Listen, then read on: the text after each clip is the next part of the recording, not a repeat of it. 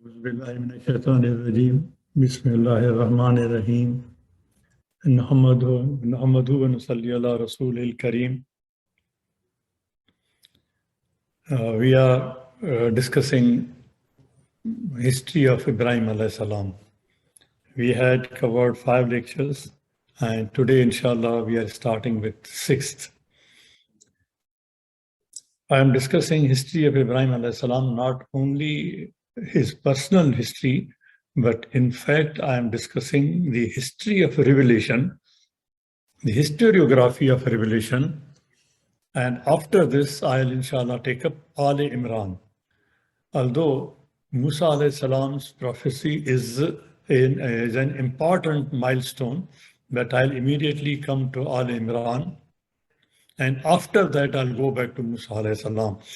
The point is that I want to emphasize and show and discuss the historiography and what is the importance, how the theology and the political course of implementation, the social course of implementation and implementation of other systems took place, and the timeline of history in this regard.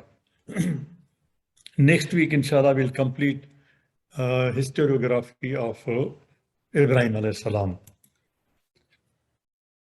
Last time, I had mentioned some of the important points from the Suhuf of Ibrahim alayhi salam, important points from the teachings of Ibrahim alayhi salam. And in that respect, I had quoted from Surah An-Najm. So today also, I'll take up some points from Surah An-Najm, and then I'll proceed further. The Surah tells us, Surah An-Najm tells us that some of the important teachings or points of teaching of Ibrahim alayhi salam, as already mentioned, were like this. The Prophet is only a warner. Hidayat is from Allah subhanahu wa ta'ala. His duty is to convey the message of Allah subhanahu wa ta'ala, and that was the duty of Ibrahim alayhi salam, and up to Muhammad, peace be upon him, the last prophet, the mercy of the worlds. This was the duty. So it is just to convey. If somebody doesn't want to listen, if somebody doesn't want to understand, if somebody doesn't want to act, that is his nasib. Hidayat is from Allah subhanahu wa ta'ala. That is not the responsibility of the warner, of the prophet. That is how this is the system which was adopted in the revelation. And it was warned that the judgment is coming. The day of judgment is fixed. The time is moving in that direction. And the day will come, the time will come when that judgment will take place. So it is for you to listen, and it is for you to understand, and it is for you to act. And at that time, Allah subhanahu wa ta'ala tells in the Suhuf of Ibrahim alayhi salam also, even at that time, that on that day, everything will be laid bare before you. You will know, you will come to know that what were the differences among us, why did we differ, and what is the truth. And here Allah subhanahu wa ta'ala is telling, and Ibrahim alayhi salam is in fact confirming, that whatever we do in our life, whether we are laughing, whether we are weeping, whether anything we are doing, it is from Allah. Nobody else can change it. Only He has the power to determine this, and He has the power to change it. He has the power to improve it. He has the power to accept our dua, and He has the power to implement it. At that time, Ibrahim alayhi salam is teaching the people, and this is from the Suhuf of Ibrahim alayhi salam. And don't waste your time in vanities. He's telling the people at that time. And today, if we consider our style of life here, our way of life today, we find that how we are, in what many ways we are wasting our life in vanities. But fall ye down in prostration to God and adore Him. The only solution is, if you want to go nearer to God, if you want to submit to Him, the best way is to go into sujood, go into sajda, prostrate before Him, pray Him, request Him, ask Him. He is going to help you, and He is going to give everything, because He is the Lord of the universe. And then in Surah Al-Ala, the statements in the Sof of Ibrahim, which continued in the books of Musa alayhi salam, they continue. And again, Allah subhanahu wa ta'ala is telling in those Sof and in those books that give admonition, give warning to the people, and that is your job. And then leave it to me. The admonition will be received by those who fear God. They will listen to it. That if they listen to it, they will receive the hidayah. If they don't listen, they will not receive the hidayah. There is yet another category you have read in the Quran. Allah subhanahu wa ta'ala is telling Prophet, peace be upon him, that when you announce my ayat before the people, you are explaining to them, and they do not listen to you. And afterwards, they even mock, and they ask each other that, did you see what did he say? But they don't themselves look into the ayat, into the words, into the context, into the Quran. They just ask each other or others, but they don't open the Quran themselves. This is the responsibility which Allah subhanahu wa ta'ala says, that those who receive it, they will only try to understand it, and they will try to follow it.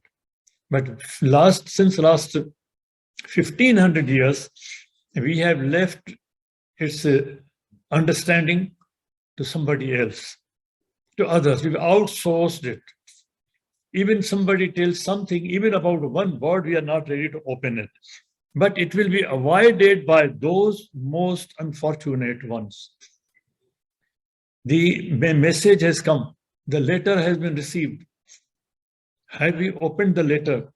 Have we read the letter? Have we tried to understand one word, one ayat? And if we have understood, have we tried to convey it further? There may be different opinions, but have we tried to read and understand, connect, collate ourselves? Now, those will prosper. They will prosper.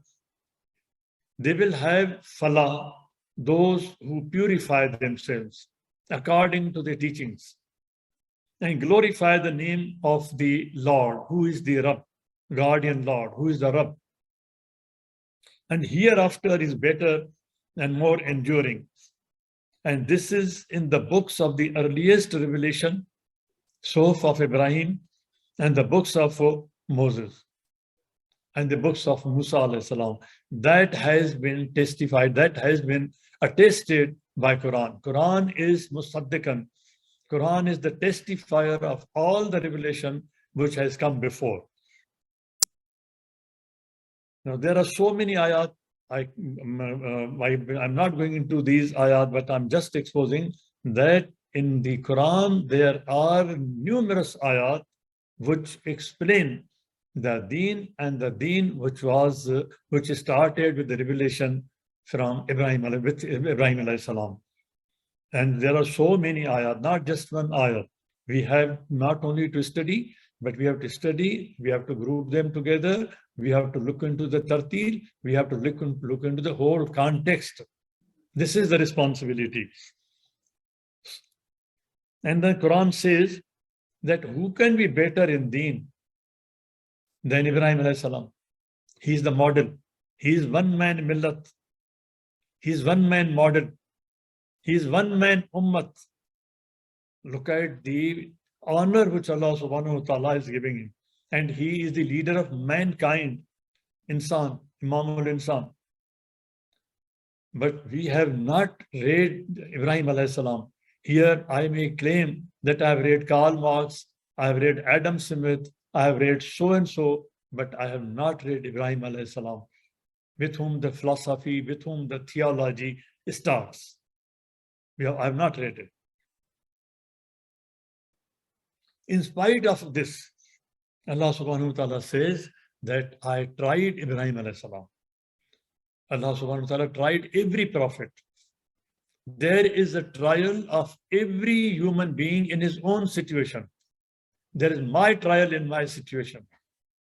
Everybody has a trial.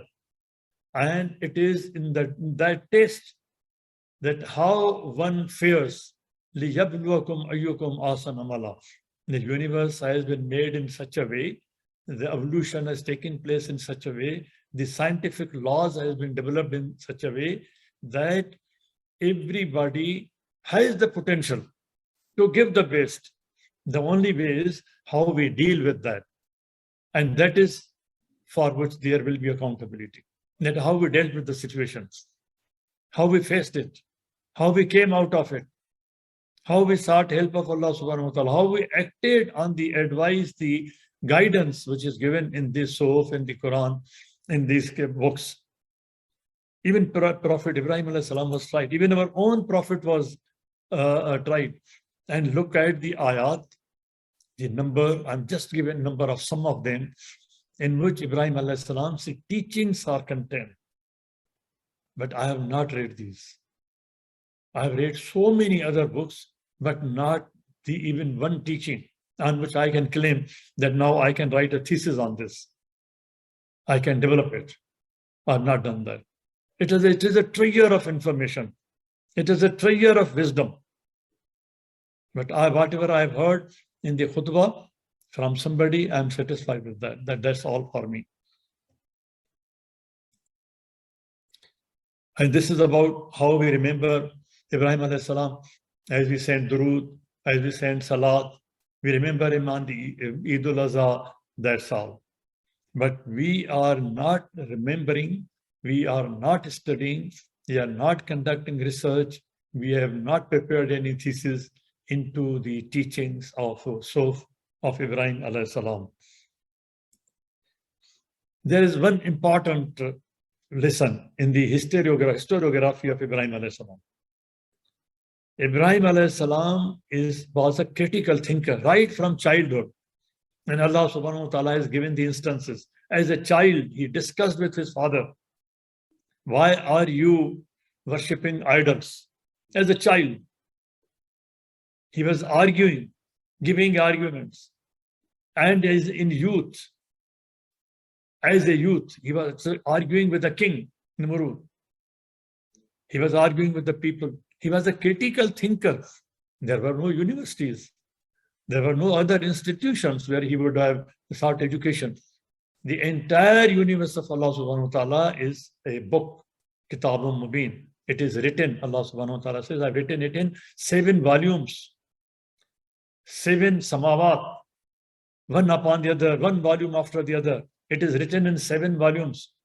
And Allah subhanahu wa ta'ala says, any page you open, day, in the morning, in the evening, at any time, and anybody, while sleeping, while sitting, if he looks into the phenomena of nature, critically thinks into that, he will get the guidance of Allah subhanahu wa ta'ala.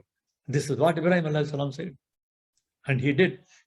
He examined the star, he examined the sun, he examined the moon, he examined the nature, he examined the natural history, the archaeology. He came to know about about Kaaba, that was abundant at that time. And he took charge of 2 different places far away. Responsibility. In the model of Ibrahim alayhi salam, there is important philosophical lesson. The difference between skepticism and doubt. He's discussing with Allah subhanahu wa ta'ala. I want to understand how biology works. He's not asking because of any doubt. Skepticism is one of the branches of philosophy in which one argues, uses algorithm, uses argument, uses logic. And then he is explaining the difference between philosophy and conjecture. There's a difference between philosophy and zan. Quran uses the word zan. Look at the critical thinker at that time, in that age. And in his discussion, we find the difference between philosophy and conjecture. And then observation and inference. Just looking at the star is not enough. Greeks were also looking at these things, but they didn't draw any inference. That is why they failed. Greeks have the philosophy which is influencing the entire world. But why they were rooted out, why they failed? Because they did not go into the next step. From observation, they did not draw the scientific inferences. We are reading the Quran, Ash-Shams wal Qamar bi Husbanin, but we are not taking out any inference out of that observation, that how they are with calculation. We say, no, I will see with my own spectacles the moon, then I will allow the Eids to be performed, to be celebrated on Ramadan. But we don't want to go into calculation, inference, observation and inference, and then philosophy and science, difference between philosophy and science. Greeks had the advantage of philosophy. They didn't go into science. And Muslims took the advantage.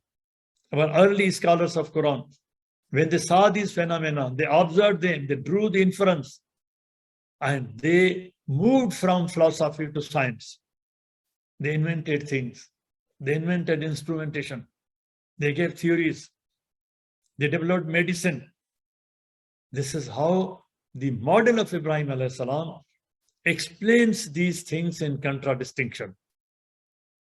But we require that mind to look into the teachings of Ibrahim alayhi salam and study Ibrahim alayhi salam in this way, not just sending durood, this is salat in the salat, in namaz. We have to understand. He was a born genius, as I've already explained. As a child, he was arguing against the idols. What is the use in worshipping these idols? Discussing with his father, who was a sculptor. And his father used to be angry with him, scolding him. And the time came that although there was there is a restriction that you have to obey your parents, whatever they want you to do, except one thing, that is you cannot join them in their shirk. Except that. So he was still respectful to his father, still cooperating. But the point came that he had to separate himself. But even at that time, he's praying for his father. He was so compassionate that Allah subhanahu wa ta'ala is himself explained, mentioned the quality of Ibrahim alayhi salam, that he was compassionate. He prayed even for the sinful. Oh Allah, give them hidayat. Save them from punishment. Our Prophet did the same thing. People of Taif hurt him. He was bleeding, but he did not curse them. He prayed for them. This is the quality, this is the attribute of Prophet. Isa alayhi salam, he prayed for the sinful because guidance is from God. He may give guidance anytime. Don't lose hope. The Prophet cannot abandon the people. He cannot pray for their punishment, even for one person. Idris alayhi salam was not allowed to abandon his post, his position, his office, his responsibility. He was brought back. Ibrahim alayhi salam, for Ibrahim alayhi salam, Allah subhanahu wa ta'ala, he was compassionate. So even in that situation, he prayed for his father. And Allah subhanahu wa ta'ala is himself telling us about that. As I said, he was a critical thinker. He looked at the star, he drew an inference. He looked at the moon, drew an inference. It was not just looking at the moon and writing a poetry, comparing her with the beloved and praising the beloved, looking at the flower, praising the beloved. This is what we are doing. We have converted it. The Quran says, Ibrahim alayhi salam looked at the moon and drew scientific inference. He looked at the shining sun This is the difference between thinking, critical thinking, scientific thinking, philosophical thinking. What are we doing in the entire people, ummah of 1.5 billion people, more than 1.5 billion people? Have we locked our hearts? In Quran, in Surah Muhammad, Allah subhanahu wa ta'ala says, have you locked your hearts? Why don't you think? Why don't you critically think? And the condition to come to Quran is the open mind. In Surah Muhammad, Allah subhanahu wa ta'ala says, come to Quran with open mind. Don't constrict your heart. Don't constrict your thinking in the translation of somebody, in the interpretation of somebody. Come to Quran and read the word of Quran itself. Try to understand it oneself, even if we don't understand. But the time I spend in understanding one word, one ayat, Allah is seeing, He's recording. It has more reward than the nafil.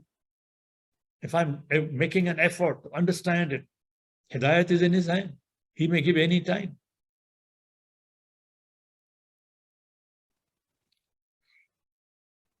And he raised critical questions about life. And Allah subhanahu wa ta'ala is telling him in the story of the birds, take 4 birds and tame them with yourself. And wherever you leave them on the mountains, they will come back to you if you call them. You teach your children, you attach your children with yourself in your life. Children don't learn by sermons, they learn by observation. How much you keep them close to you. And then wherever they are in the world, you call them, will come running to you. But if you have not done that, they will not come back. There is a lesson in the biology. There are lessons in the biology which have wisdom of sociology also. All sciences are connected together. There are lessons in sociology. They lead to political science. They lead to economics. They're all interconnected. Tame them. Tame your children with you. Tame your siblings with you. They will come back running to you. This is the lesson in biology. Put it in the genes. When the child is 3 months in the fetus, in the embryo, in the body, in the mother's belly, 3 months, he starts recording the voice of his father even. He's recording everything from the mother. The genes are being fabricated, but the science shows he is recording. He can recognize the voice of his father when he's 3 months only in the embryo, in the belly of the mother. Science is so sensitive. Tame them. Create intimate bond with them. Parental bond with them. And arguing with the king, this ayat I'm just exposing before you, not going into details, because if we write thesis on Ibrahim alayhi salam, there will not be one thesis. There will be thousands of theses. There are so many ideas and philosophies in various ayat of Ibrahim alayhi salam alone. And then according to Josephus is the Roman historian. He's a Jewish historian. He is a Christian historian. He's a historian. He's one of the most important historians of that time. And he has said that Nimrud at that time had ordered that he should be worshipped. And even his consort, she was also to be worshipped. And it was in that situation that Ibrahim alayhi salam, who had no support from the family, from father, from the people, and he's challenging the king. Musa alayhi salam challenging the Pharaoh. When governments surrender, when institutions surrender, they become corrupt. There's nobody to help. At that time, Allah subhanahu wa ta'ala gives courage to one person and he stands up. He changes the course of history. We have seen that in the history of Musa alayhi salam. Why Allah subhanahu wa ta'ala is telling us the history of Ibrahim alayhi salam? To take these lessons. It is not just for Salat only. That is good, but that is how to take lesson from his historiography. And here Allah subhanahu wa ta'ala in this ayah 251 is telling that that person, that king, the cruel king, he had turned cruel, he had turned tyrant because Allah subhanahu wa ta'ala had given him wealth, he had given him power, and he was not able to handle it. He did not constrain himself, and he went wrong because of the wealth. And this is another dialogue, another debate between Nimrud and Ibrahim alayhi salam. Again, I'm not going into those details, but I just request you to kindly look into it. It is very important. Every line is important. Every ayat is important. Every ayat has wisdom, has philosophy.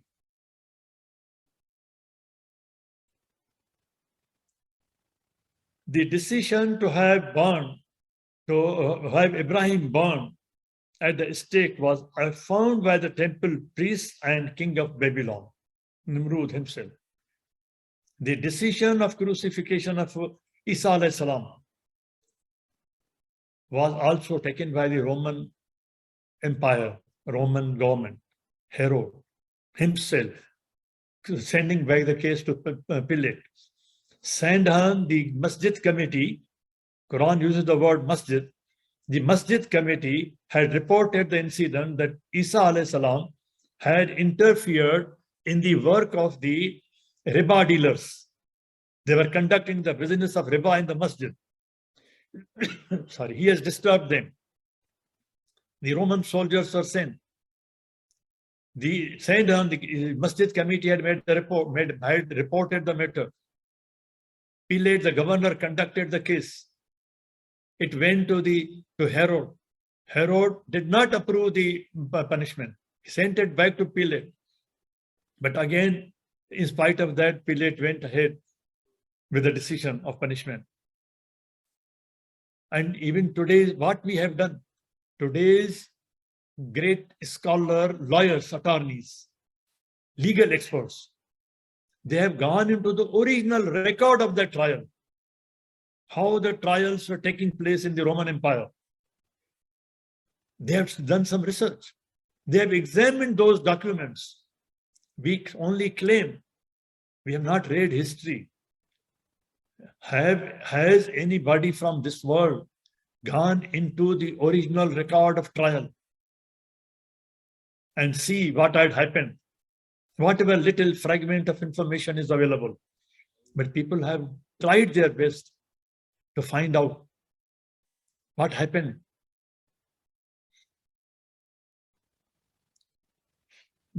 And he was thrown into the fire. And the fire did not burn him. It went cold. The fire which was shown to Musa alayhi salam was not burning the bush. Allah subhanahu wa ta'ala has all the power. He can create fire without flame, scorching. So he can create jinn from the radiation, flameless fire. He can create fire without temperature, no temperature. Today we have flickering lights as if there is fire, but there is no heat in that. Look at the sciences which Allah subhanahu wa ta'ala is telling. Everything is in his control. He has power over everything. And Ibrahim alayhi salam was saved from the fire. And then look at the dialogue which is taking place in detail in these ayat with his father. I'm just exposing the numbers of the ayat, because the numbers, even if I just mention the numbers, it will take me 1 hour. So many ayat. His arguments and his reasons of moving away, his reasons of migration, we can look into why he migrated from Mesopotamia to Syria. And then from Syria, Canaan, he goes to Makkah and he shuttles between them. This is all history, historiography. And then Ibrahim's warnings for the idols, challenging them in the palace, challenging them in the court, challenging them in their worship places, breaking them. Look at the courage of one man, no support in the society. People not listening to him, running away from him, father leaving him, abandoning him. And the Quran tells us Ibrahim alayhi salam was shown the kingdom of the heavens and the earth. He was shown the universe. Today, Allah subhanahu wa ta'ala has given us many blessings. On the computer, we can see the galaxies. But that showing was different. I had explained the word ara and nuriya in the context of the dream of Yusuf alayhi salam and Yaqub alayhi salam, Ibrahim alayhi salam. Here, Allah subhanahu wa ta'ala says that I had shown them. It means it was not just the holographic or imagery which was shown. He was shown the physical universe. Look at the sciences, possibility in the sciences, that when you look through the telescope, you look at the physical object in real time, moving at that time, working at that time, the phenomena taking place at that time. But we are looking through only a narrow tunnel, and he is shown, Ibrahim alayhi salam is shown the entire universe, the kingdom of Allah subhanahu wa ta'ala, the sciences, the phenomena. Allah rewards. If you think in his universe, in his work, in his miracle, Allah subhanahu wa ta'ala rewards you. He shows you more. He shows you more and more and more.